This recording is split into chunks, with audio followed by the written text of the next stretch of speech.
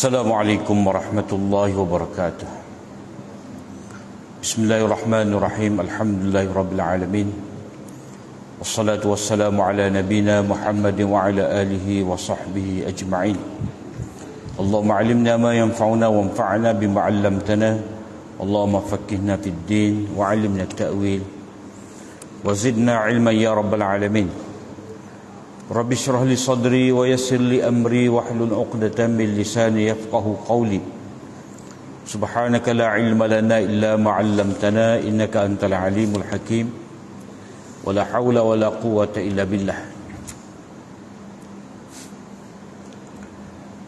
Alhamdulillah, syukur kita kepada Allah SWT. Malam ni kita sambung lagi kuliah kita, muka surat 427, surah Al-Ahzab, ayat yang ke-69. A'udzu billahi minasy syaithanir rajim. Ya ayyuhalladzina amanu la takunu kalladzina azaw Musa fabarra'ahu Allahu mimma qalu wa kana 'indallahi wajiha.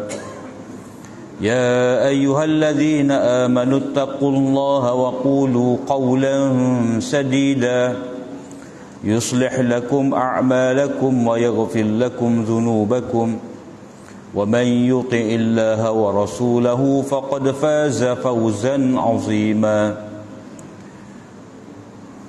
Wahai orang-orang yang beriman, janganlah kamu menjadi seperti orang-orang yang menyakiti ataupun mengganggu Nabi Musa. Maknanya kamu janganlah menjadi seorang yang mencaci Nabi kamu sendiri seperti mana Bani Israel ataupun Yahudi telah mencaci, telah menyakiti Rasul mereka, yakni Nabi Musa. Lalu Allah SWT membersihkan tuduhan jahat mereka terhadap Nabi Musa itu. Jadi cerita dalam ayat ni masih lagi berkisah tentang pengikut, persoalan pengikut ni, pengikut yang tidak baik. Dalam ayat yang lalu Allah SWT telah cerita kepada kita pengikut-pengikut ya turut apa saja arahan daripada pemimpin mereka, sehingga pemimpin mereka itu mengajak kepada kejahatan, mengajak kepada kufur, mereka turut juga. Jadi mereka itu seperti mana pemimpin akan dihumbankan oleh Allah SWT dalam api neraka. Sebab apa? Sebab mereka hanya menjadi pok turut, tidak menggunakan akal fikiran mereka itu untuk berfikir, sehingga mereka turut patuh mendengar apa sahaja arahan daripada pemimpin mereka, walaupun pemimpin mereka itu menyesatkan mereka. Jadi Allah SWT lanjutkan lagi cerita tentang ada kalanya dalam masyarakat ni pemimpin itu baik dah, tetapi pengikut ni, cerita ayat sebelum pada ni, pemimpin yang jahat memaksa pengikut-pengikut yang tidak cerdik itu tunduk patuh kepada arahannya, lalu dia memperbodohkan mereka, macam Fir'aun, fastakhaffa qaumahu fa'ata'u. Fir'aun itu memperbodohkan kaum dia, lalu kaum dia turut kepada Fir'aun. Jadi Allah SWT beritahu kepada kita di sini tentang bagaimana pengikut-pengikut Nabi Musa ni, iaitu Bani Israel, telah menyakiti hati Nabi Musa alaihissalam. Dan Allah SWT nak beritahu di sini memang perangai Bani Israel ini menyakiti nabi-nabi mereka.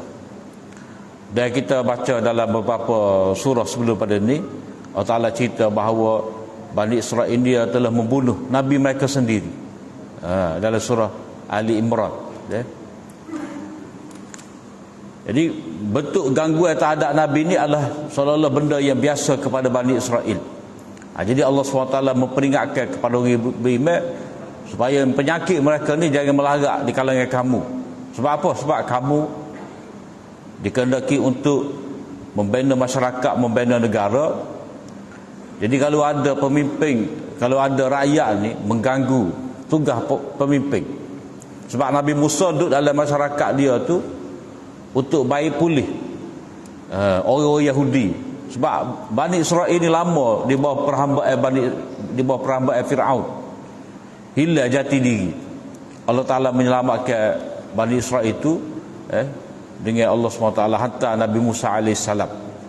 Tetapi mereka tetap menyakiti hati Nabi Musa. Berkenaan dengan apa yang mereka sakiti Nabi Musa ni, kalau kita baca dalam riwayat, dalam Bukhari pun ada, itu orang-orang Bani Israel dia tuduh Nabi Musa ni batu besar. Jadi tak semadi sekali Nabi Musa ni. Mereka kata Nabi Musa ni ada masalah, batu dia besar, dia panggil Adar. Jadi pupuk Bani Israel ni biasanya mereka mandi di sungai, mereka mandi telanjang lah. Mereka pupuk dia mandi telanjang. Di bahagian ni Nabi Musa dia mandi tempat lain, tempat yang tertutup.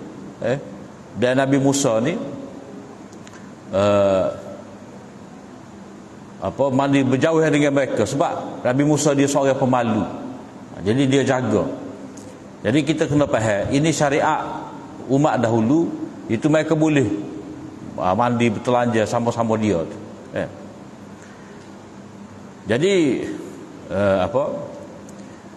Nabi Musa ni bila dia mandi, dia pecahlah baju dia letak atas batu. Tiba-tiba batu tu membawa lari baju dia, dan Nabi Musa pun kejarlah batu tadi.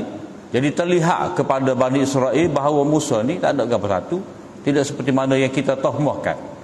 Itu riwayat dalam Bukhari. Tapi ada juga ulama yang mempertikaikan kesahihan riwayat tersebut. Itu biarlah kita tak secara. Kalau kita nak di sini, kalau kita nak tarik ayat ni, kita nak tarik ayat mana untuk menafsirkan ayat ni? Apakah gangguan yang telah dibuat oleh Bani Israel terhadap Nabi Musa AS, iaitu kita baca dalam surah Maidah. Dalam surah Maidah tu Allah SWT memerintahkan kepada Nabi Musa supaya memberitahu kepada Bani Israel ini pergi buka kota Palestin, pergi supaya berjihad. Dalam surah Al-Maidah tu Allah SWT menyebut dalam surah Maidah tu Allah SWT menyebut arahan supaya pergi buka kota Palestin tu. Tapi pokok Nabi Musa ni tak boleh pergi. Lalu kata-kata mereka tu, mereka kata izhab anta wa rabbuka faqatila inna hahuna qaidun. Jadi dalam surah Maidah ayat 21, Allah Ta'ala kata ya qaumi dukhulul ardal muqaddasat, ya qaumi dukhulul ardal muqaddasat allati kataballahu lakum. Nabi Musa kata, wahai kaumku, masuklah ke negeri yang suci yang Allah Ta'ala telah tetapkan untuk kamu, yakni Palestin. Jadi dia boleh taksir. Dia boleh taksir wa inna lan nadkhulaha hatta yakhruju minha. Kita tidak akan masuk sehinggalah mereka tu keluar. Jadi mereka ni taksir. Mereka kata izhab anta wa rabbuka faqatila inna huna qaidun. Kamu pergilah berdua, tasah hajat kami. Kami tak segi. Kami tidak akan pergi untuk berperang bersama dengan kamu ni. Kenapa? Kerana itu adalah kaum jabbarin yang hebat-hebat gagah, kita orang lemah, kata Bani Israel.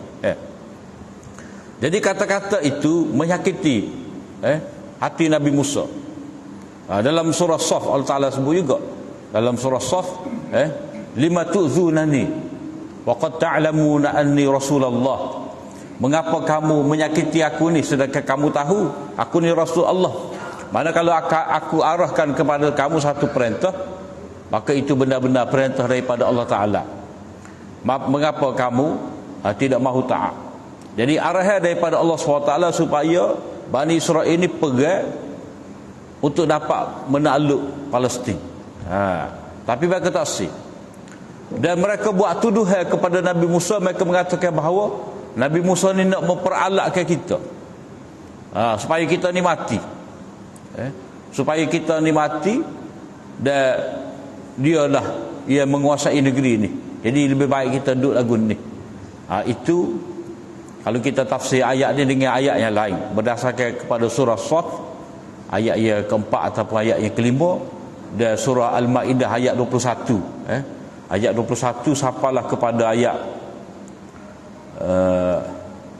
26, ayat 26. Itu Allah SWT cerita kepada kita, Bani Israel ini dia tidak mahu taat kepada Nabi Musa AS. Dia tidak mahu taat pada Musa AS.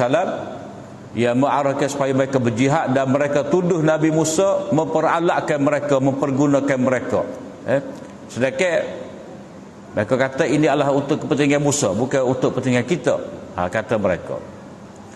Jadi fabarra'ahu Allah mimma qalu. Allah SWT membersihkan Nabi Musa daripada tuduhan jahat mereka itu. Tuduhan jahat maknanya nak mempergunakan Bani Israel. Sedangkan bila mana demoni-demoni masuk dalam kota tu, mereka mendapat kemakmuran di situ.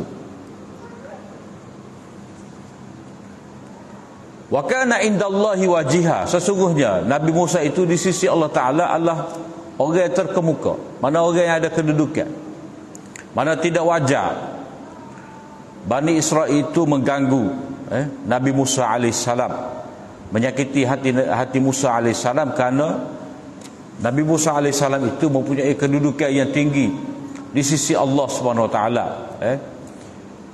Kemudian Allah Ta'ala memberi arahan secara khusus kepada orang yang beriman. Ya ayyuhalladzina amanu taqullaha wa qulu qawlan sadida.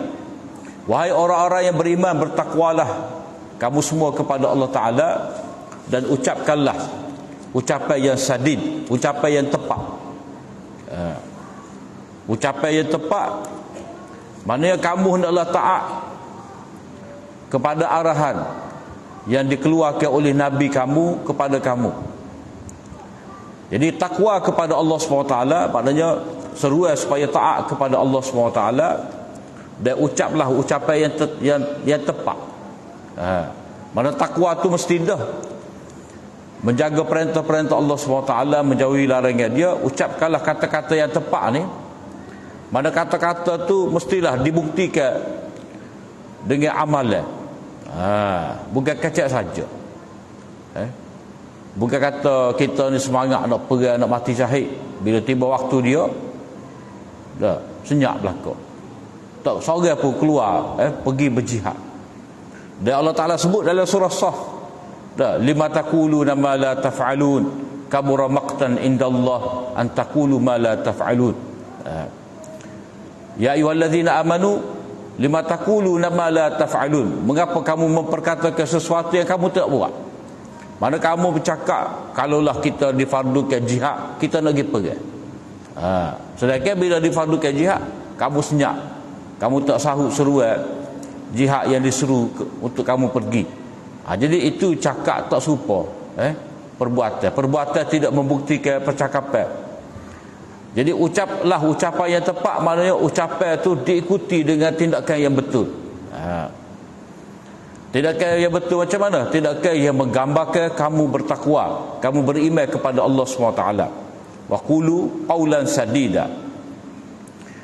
Maknanya ini adalah gambaran kepada sami'na wa ata'na. Maknanya umat Islam sebagai pengikut kepada Nabi yang benar, umat Islam yang berada di bawah khalifah, di bawah pemimpin yang benar, mereka kena buktikan keimanan mereka tu hendaklah mereka menjadi pengikut yang baik. Jadi orang beriman di sini diarah supaya bertakwa dan ucapkanlah kata-kata yang baik, supaya dia ada sifat sami'na wa ata'na, bukan sami'na wa asaina. Kalau kita baca ayat tadi, pengikut Nabi Musa, pemimpin itu molek dah. tapi pengikut wa'ona.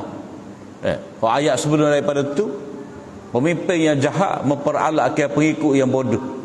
Jadi orang beriman ni dia kena berada di bawah pemimpin yang benar, yang bertakwa kepada Allah SWT, dan mereka kena ikut dengan cara yang betul. Dengan apa? Kena ada sami'na wa ata'na.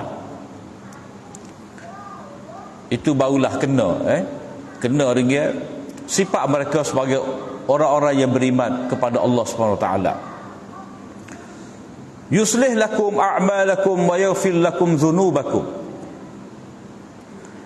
Ini adalah faedah daripada takwa dan ucapan yang benar tadi. Mana kalau kamu jaga perintah Allah Ta'ala, kamu patuh segala arahan Allah SWT, dan kata-kata kamu tu terbukti dengan amalan yang bertepatan dengan kata-kata. Mana kamu berjanji. Dan kita baca dah ayat sebelum pada ni. Orang beriman ni dia berjanji kepada Allah SWT. Macam Anas bin Nadar. Anas bin Nadar ni dia janji dengan Allah Ta'ala, kalau Allah Ta'ala memberi peluang kepada aku untuk mati syahid, aku nak mati syahid. Sebab dia rasa rugi. Peperangan pertama, peperangan Badar, dia tidak sempat pergi. Dia terlepas. Dia berjanji dengan Allah Ta'ala untuk pergi berjihad. Kita baca ayat minal mu'minina rijalun sadaqu ma ahadullah alaih faminhum man qada ahdahu wa minhum man yantazir. Di kalangan orang mukmin ini ada orang yang membenarkan apa yang mereka janjikan kepada Allah. Itu merujuk pada Anas bin Nadar. Bila dia panggil berjihad, dia pun pergi dan mati syahid sebab dia nak kepada mati syahid. Jadi yuslih lakum a'malakum, bila mana ucapan bertepat, amalan bertepatan dengan ucapan, segala perintah Allah Ta'ala dipatuhi, arahan pemimpin yang baik diikuti, natijah dia yuslih lakum a'malakum. Jadi faedah daripada takwa dan qaulan sadida ni, Allah Ta'ala memperbaiki amal kamu. Maksudnya kalau kamu ada sifat takwa dan kamu berusaha untuk memastikan amalan kamu diikuti dengan amalan kamu tu serupa seperti yang kamu janjikan, maka Allah SWT akan memperbaiki amal kamu. Maknanya kata amal kamu tu akan sentiasa bertambah ikhlas kepada Allah SWT. Peringkat mula-mula ni memanglah gapo-gapo kita ni dia kena letak upaya dulu. Dah. Supaya apa? Kita upaya budak-budak kita kalau semaya seria dah mula-mula. Macam orang ngaji gaklah, orang ngaji mula-mula dia ngaji ni dia nak pada beasiswa ke, bantuan zakat ke, nak pada nama, nak suruh panggil jadi alim. Dia ada benda-benda lagu tu. Tak dapat tidak, mesti ada. Tetapi kalau dia berterusan dengan amal tadi, dia sentiasa betul niat, maka automatik lama-kelamaan niat yang tidak baik itu akan hilang. Sebab dia ada niat untuk buat itu dulu. Niat ikhlas tu yang kedua. Mula-mula nak pada dunia, tapi oleh kerana tak boleh dah. Bila terlibat dengan agama ni, dia ke mana pun dia akan membawa pada ikhlas. Cuma kalau orang tu daripada awal lagi dia fikir nak dunia, dia tidak pernah fikir untuk dapat akhirat, memanglah dia tak akan dapat keikhlasan. Tapi biasanya pada peringkat mula-mula ni, kalau dia nak kepada ilmu, dah, walaupun dia tidak ikhlas, tetapi bila dia nak pada ilmu, Allah SWT akan campurkan keikhlasan dalam diri dia. Jadi di sini kalau dia sentiasa beriman dan beramal, tepat mengikut sunnah Nabi, Allah SWT akan perbaiki amal dia. Maknanya daripada tidak ikhlas kepada ikhlas, daripada ikhlas tu kepada istikhlas. Istikhlas ni mana dia tak nampak lain. Jadi kalau kata ikhlas ni, pergi jihad ikhlas dah, boleh ghanimah. Dia pun nak juga. Istighlah ni memang tak pandai rasa. Tak bui pun tak apa. Tak nyetok. Kalau tak dapat tak nyetok. Tak ada perjuangan lah. Orang tak letak dia sebagai calon, tak apa. Dia menang. Orang tak beri jawatan, tak apa. Dia ikhlas. Ikhlas tu panggil istikhlas. Dia tak nampak lain. Dia tak cari pun. Dia tak cari yang lain. Tidak nyetok. Yuslih lakum a'malakum wa yaghfir lakum dzunubakum. Allah Taala mengampunkan untuk kamu dosa-dosa kamu. Jadi apa-apa kesalahan yang berlaku tengah-tengah tadi, maknanya nak boleh kepada ikhlas tu dah payah.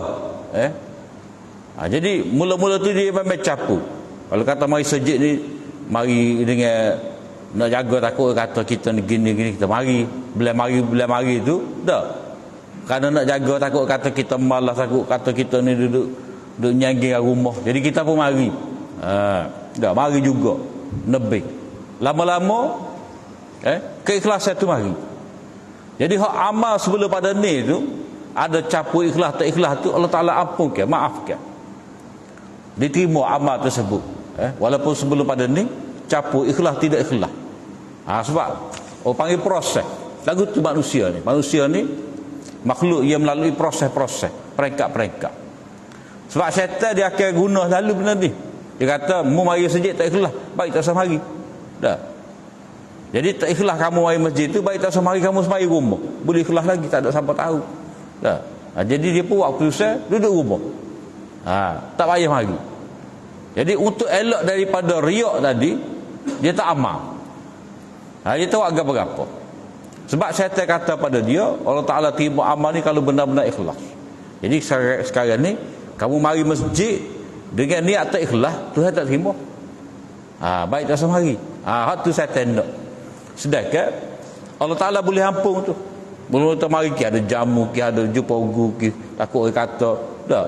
Memang tak apa ikhlas, tetapi bila kita berpanjangan berterusan, keikhlasan tu akan dapat. Dan segala kekurangan kita dalam niat tadi Allah Ta'ala boleh ampunkan. Wa yaghfir lakum dzunubakum. Sebab proses. Wa man yuti'illaha wa rasulahu faqad faza fawzan 'azima. Sesiapa yang taat kepada Allah dan Rasulnya, berarti dia telah mencapai kejayaan yang begitu besar. Mana ini jaminan daripada Allah SWT. Atas orang yang ada sifat sami'na wa ata'na. Jadi wa may yuti'illah wa rasulahu tu, itulah yang dikatakan sebagai qulu qaulan sadida. Jadi tidak dapat tidak orang-orang beriman ni dia kena taat dan patuh kepada arahan Allah SWT, arahan dan Rasul, barulah dia akan mendapat kejayaan. Faz ni makna lepas. Lepas daripada azab api neraka. Kemudian Allah SWT cerita tentang asal kepada kemuliaan manusia. Jadi manusia sebagai pemimpin ni ataupun yang dipimpin, mana dia mestilah taat kepada Allah. Jadi sama ada dia pemimpin ataupun dia yang dipimpin, dia mesti taat kepada Allah SWT. Kerana taat pada Allah SWT ni adalah satu benda yang telah diserahkan kepada manusia, yang dinamakan sebagai amanah. Sebagai amanah. Allah Ta'ala kata, inna aradna al-amanata 'ala as-samawati wal ardi wal jibal fa abaina an yahmilnaha wa ashfaqna minha wa hamalaha al-insan innahu kana zaluman jahula. Sesungguhnya kami telah menawarkan amanah itu kepada langit-langit dan bumi dan bukit dan gunung. Lalu mereka fa abaina an yahmilnaha, menolak untuk memikulnya. Dan mereka begitu takut terhadapnya, tiba-tiba manusia itu memikulnya. Sesungguhnya manusia itu zalim, menzalimi dirinya dan bersikap jahil. Jadi Allah SWT nak cerita di sini, manusia ni dia menerima amanah. Mana janji untuk taat kepada Allah SWT, mana janji untuk bawa agama, atas dasar dia ada isti'dad, dia ada persediaan dalam diri dia. Persediaan macam mana? Itu Allah SWT berikan kepada diri dia tu akal dan fizikal yang sempurna. Laqad khalaqnal insana fi ahsani taqwim. Manusia itu diciptakan dengan kejadian yang comel. Maka diletakkan pada dia tu akal, dan ada pada manusia tu ikhtiar, kebebasan memilih. Ada pun makhluk lain ni dia tak ada kebebasan memilih. Makhluk-makhluk lain ni dia sentiasa bertasbih memuji Allah SWT. Hal keadaan dia tu tau'an wa karha, suka rela, nak ke tak si, dia dalam keadaan bertasbih taat pada Allah SWT. Itu makhluk-makhluk yang dipanggil selain daripada manusia, manusia dan jin ni dipanggil thaqalain. Thaqalain maknanya dua jenis makhluk yang menerima beban hukum, taklif, iaitu jin dan manusia. Jadi selain daripada jin dan manusia ni, dia tidak ada kelayakan isti'dad tadi. Jadi mereka bertasbih atas dasar lagu tu, fitrah mereka, jibillah mereka, bawaan mereka tu adalah bawaan taat sepanjang masa. Cuma manusia ni jibillah dia lain. Jibillah mereka tu berasaskan kepada fitrah. Asal kejadian mereka, mereka ada pilihan untuk taat ataupun tidak taat. Cuma dalam diri manusia tu dia lebih cenderung kepada untuk taat. Kecenderungan tu. Jadi Allah SWT cipta manusia tu dengan ada isti'dad ataupun salahiyah, kemampuan dia tu. Sebab manusia diciptakan oleh Allah SWT ni untuk menegakkan sistem, menegak sistem keadilan. Jadi manusia ni dia tidak hanya duduk sebagai satu juzuk dalam alam ni, tetapi dia adalah penggerak. Ya, istilah sebagai khalifah. Inni ja'ilun fil ardi khalifah. Jadi manusia ni dia menjadi khalifah, yang menjadi pemimpin. Kullukum ra'in, setiap daripada kamu ni dia pemimpin. Jadi jenis manusia lagu tu dia pemimpin. Cuma sebelum dia menjadi pemimpin, dia dipimpin dahulu. Dan pemimpin ni dia setiap peringkat. Jadi itu di bawah makna amanah. Jadi amanah ni menerima tanggungjawab atas dasar perjanjian dengan Allah SWT. Maknanya manusia ni diberikan akal dan dia menerima tanggungjawab ni atas dasar dia boleh memilih. Dia boleh memilih untuk beriman ataupun tidak beriman. Dia boleh memilih untuk syukur ataupun untuk kufur. Atas pilihan dia, nak jadi orang taat ataupun orang derhaka. Manusia dia ada pilihan. Dia bukan makhluk yang majbur, yang dipaksa. Jadi bawaan dia tu ataupun jibillah dia tu adalah jibillah, keadaan dia tu keadaan yang dia boleh buat pilihan dia. Dia boleh pilih untuk jadi orang beriman ataupun sebaliknya. Jadi amanah ni telah ditawarkan, ataupun janji untuk taat ni telah ditawarkan kepada jin, kepada langit-langit dan bumi dan gunung. Tapi mereka tak sih. Mereka tak sih itu mereka, maknanya makhluk ni minta dengan Allah Ta'ala biarlah mereka tu menjadi makhluk yang taat pada Allah SWT secara semula jadi mereka. Walaupun tidak diberikan akal seperti manusia, jadi makhluk-makhluk ni dia tak sih kepada pilihan, kuasa untuk memilih, ikhtiar tu dia tak sih. Jadi Allah Ta'ala tidak letak akal pada mereka. Lalu Allah Ta'ala letak akal kepada manusia sebab manusia nak buat keputusan memilih. Jadi keputusan memilih itulah dia taklifnya. Taklif ni maknanya dia dibebankan dengan tugas-tugas agama untuk dia sempurnakan. Dia boleh fikir benda ni baik ataupun buruk. Dia boleh fikir akibat dia taat ataupun tidak taat. Jadi itu sesuai dengan manusia yang diberikan oleh Allah SWT akal yang sempurna dan kejadian dia tu. Mana kejadian dia yang lemah dan kuat, dia boleh gerak dengan sendiri dan dia boleh memperalatkan orang lain, binatang lain, makhluk lain. Macam Allah SWT berikan kepada manusia ni, walaupun dia tidak ada kuku yang tajam untuk mempertahankan diri dia, walaupun dia tidak diberikan taring seperti mana singa, tapi dia boleh makan daging. Dia boleh berlari, dia boleh terbang. Sebab Allah Ta'ala telah menundukkan makhluk-makhluk lain ni untuk manusia. Allah Ta'ala jadikan manusia ni sebaik-baik kejadian, pada dengan rupa dia tu dia boleh memperalatkan makhluk lain. Jadi kebolehan untuk memperalatkan makhluk lain itu dia panggil taskhir. Wasakhara lakum. Kalau kita baca dalam doa naik kenderaan lah, subhanallazi sakhara lana hadza wa ma kunna lahu mukrinin. Maha suci Allah Ta'ala yang telah mempermudahkan untuk kita ni. Mana kuda hak liar jadi jina.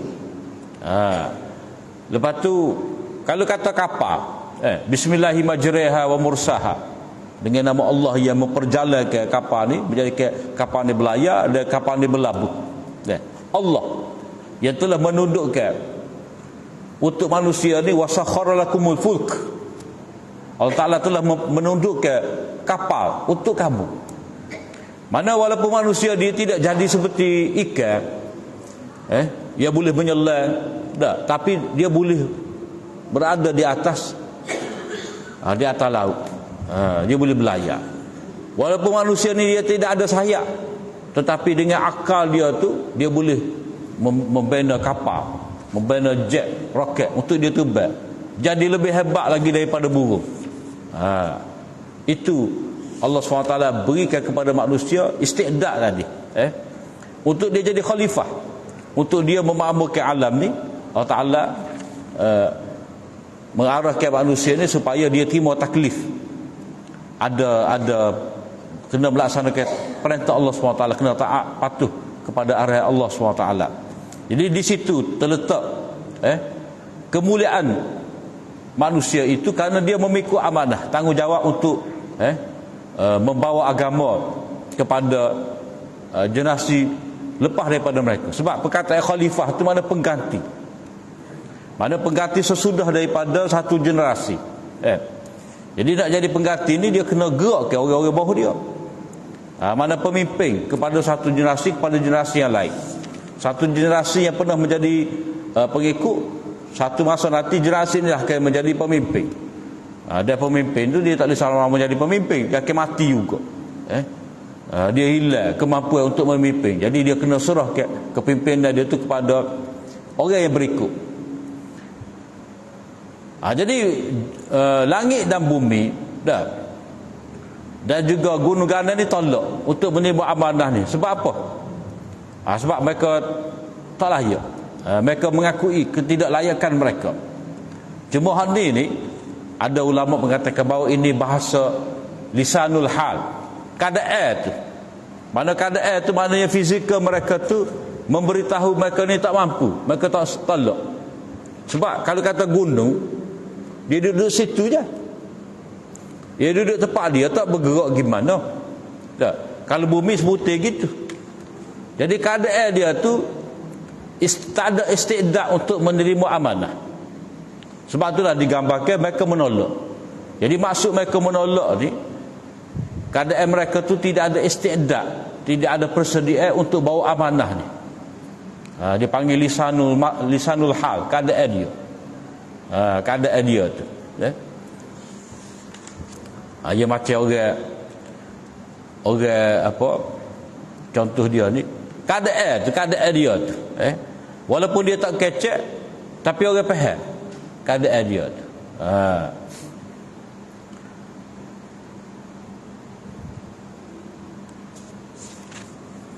Wa hamalal insan, lalu manusia tu dia menerima. Dia menerima tanggungjawab tadi. Innahu kana zaluman jahula, sesungguhnya dia seorang yang zalim lagi jahil. Jadi apa makna dia menerima kerana dia seorang yang zalim dan jahil? Maksudnya manusia tadi kalau dia menerima dengan keimanan kepada Allah SWT, maka dia akan jadi orang yang adil, tidak zalim.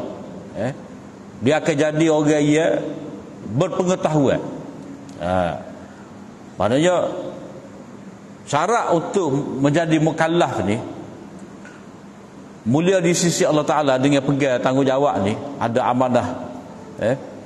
Itu dia kena menjadi seorang yang lawan kepada zalim dan jahul ni. Maknanya manusia diberikan oleh Allah Ta'ala akal, fikiran, dia ada kuasa untuk memilih, maka sepatutnya dia bertindak adil. Dengan akal tadi dia mesti bertindak adil. Mana dia ada kemampuan untuk menjadi seorang yang adil, dan dia berkemampuan juga untuk menjadi orang yang arif, orang yang berhikmah. Jadi innahu kana zaluman jahula ni maknanya kalau dia tidak menepati, dia menerima amanah tadi dengan tak ada persediaan, dengan tidak cara yang benar, maka dia akan jadi orang zalim dan jahil, bertindak jahil, tidak berdasar kepada ilmu. Tapi kalau dia menerima amanah tadi, perjanjian tadi, dan dia menyempurnakan, maka dia akan menjadi orang yang adil, bukan zalim, dan dia akan jadi orang yang berhikmah, orang yang berilmu, dan tidak sebagai seorang yang jahil. Jadi dalam diri manusia tu ada salahiyah, ada kepersediaan untuk menegakkan keadilan dan bertindak mengikut ilmu. Dan ayat ini sebenarnya satu sindiran kepada orang-orang munafik. Orang munafik. Sebab apa? Sebab orang munafik ni dia diberikan pilihan, tetapi tindakan dia tu adalah tindakan yang zalim, tindakan yang jahil.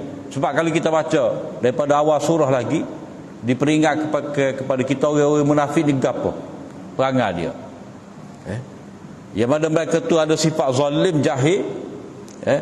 Mereka mereka menghalau orang beriman daripada pergi berjihad. Dalam peperangan Ahzab, orang Nabi nak pergi perang tu, mereka menyekat peperangan peperangan Uhud, mereka menyekat Allah bin Ubay bin Salul tu balik 300 orang daripada peperangan Uhud. Itu maknanya zalim tu, tindakan yang zalim, tindakan yang jahil. Mereka mengganggu keluarga Nabi, mengganggu Nabi, menuduh Nabi, macam-macam tuduhan, mengganggu orang beriman, lelaki orang beriman, wanita, macam-macam. Kita telah baca kejahatan orang munafik yang Allah SWT cerita dalam surah ni.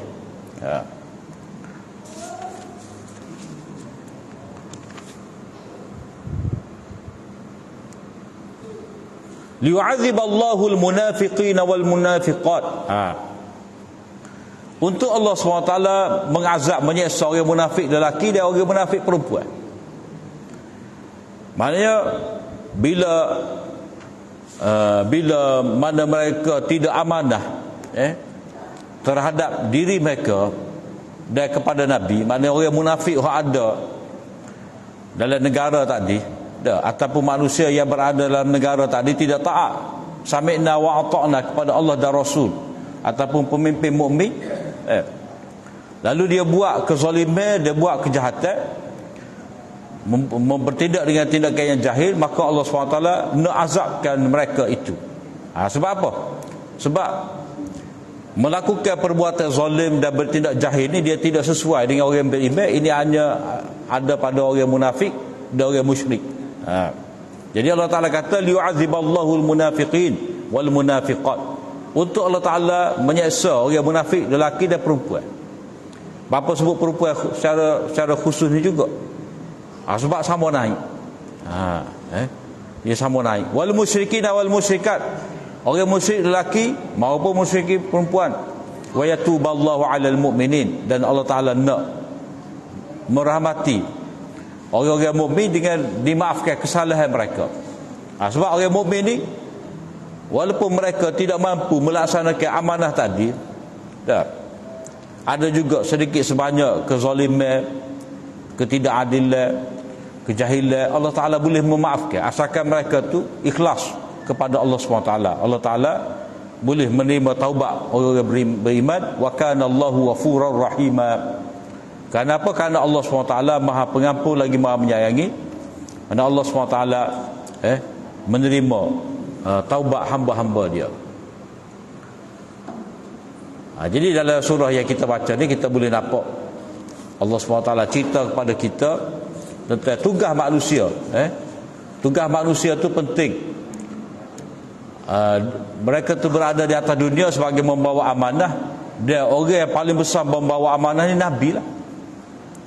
Dan kita tengok Nabi amanah hak dia bawa seperti yang diceritakan dalam surah ni. Amanah hak Nabi bawa adalah untuk membaiki masyarakat, menghapuskan resam jahiliah. Maknanya sistem kekeluargaan yang menamakan anak angkat sebagai anak, anak seseorang padahal dia bukan anak kandung. Tu Allah Ta'ala suruh Nabi betul. Macam mana Allah SWT suruh Nabi memperbaiki sistem perkahwinan ni. Orang jahiliah dulu tidak benarkan berkahwin dengan janda anak angkat. Jadi Allah Ta'ala tukar. Mana Nabi boleh berkahwin dengan Zainab, isteri kepada Zaid, setelah mana habis iddah. Kemudian kita akan pergi kepada surah yang berikut ni. Surah berikut ni lah, mudah. Surah Sabah, surah yang ke 34. Ini kita akan sambung pada minggu akan datang. Setakat itu saja. Apa yang baik dari Allah SWT, silap dan salah itu daripada kelemahan diri hamba. Aku liqauli hadza wa astaghfirullah li wa lakum. Assalamualaikum warahmatullahi wabarakatuh.